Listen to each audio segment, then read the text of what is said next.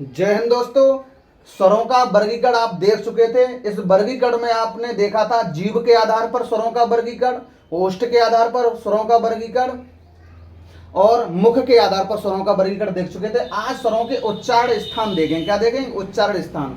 हमारे मुख में जो जीव जिन स्थानों को छू के निकलती है उन्हीं को उच्चारण स्थान बोलते हैं। जैसे दांतों को छू के निकलेगी तो दंत स्थान हो जाएगा। दांत को छू के निकली दंत वर्ड बोलते हैं।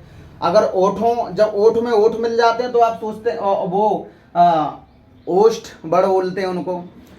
अगर दांतों को ऊपर वाला जो गडरा होते हैं उसके ऊपर छू जाती है जीभ तो हम उसे क्या बोलते हैं? तालु बोलते हैं। और तालु के अंदर जो गड्ढा सा होता है उसे हम मूर्धा बोल देते हैं। तो उसी के हिसाब से वर्णों को, स्वर वर्णों को, व्यंजन वर्णों की तो हमने अभी चर्चा ही नहीं की है। अभी हम स्वर वर्ण समझा रहे। स्वर जैसे ही पूरा खत्म होगा उसके बाद अयोग भाव बताएंगे, अयोग भाव के बाद व्यंजन शुरू होंगे।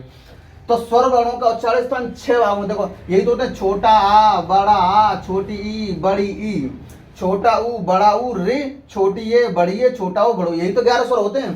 तो ये कंठ में आते हैं। कहने का मतलब इसमें जीभ हमारे किसी भी हिस्से को नहीं छूती है। केवल इनको बोलने में जीभ कहीं स्पर्श नहीं करती। इनको केवल कंठ से ही आवाज, जिनका प्रोनाउंसिएशन होता है वो कंठ से ही होता है। ई आप देखेंगे, ई अगर आप ई देखेंगे तो जीभ हल्की सी टच दांतों के ऊपर जो गडरा से हिस्सा है उसे तालु बोलते हैं, वहां पे स्पर्श करती है।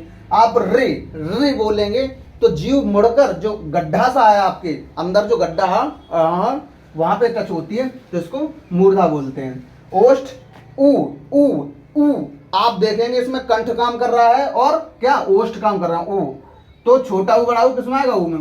कंठ तालु में, इसमें कंठ और तालु, छोटी ए और बड़ी ए, इसमें कंठ और तालु मिले हुए हैं। और कंठ ओष्ठ में छोटा ओ और बड़ा ओ, ये कंठ ओष्ठ बोले जाते हैं। अगर इसमें देखेंगे आप, छोटा जो ए बनता है आ प्लस ई मिलकर बनता है। क्या बनता है?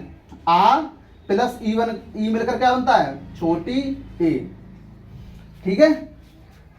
इसका क्या स्थान होता है? कंठ। इसका कंठ होता है और इसका क्या होता है? प्लस तालु। तो ये तो ए को आ प्लस ई, तो आ का कंठ, ई का तालु, तो ए का हो गया कंठ तालु। इसी प्रकार अगर आप ओ को देखेंगे तो बनेगा छोटा आ धन छोटा ऊ।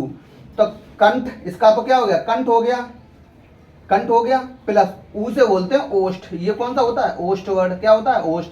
तो इसी प्रकार इसका क्या हो जाता है? कंठोष्ठ। तो ये स्वरों के उच्चारण स्थान क्लियर हुए। आशा करता हूं समझ में आया होगा।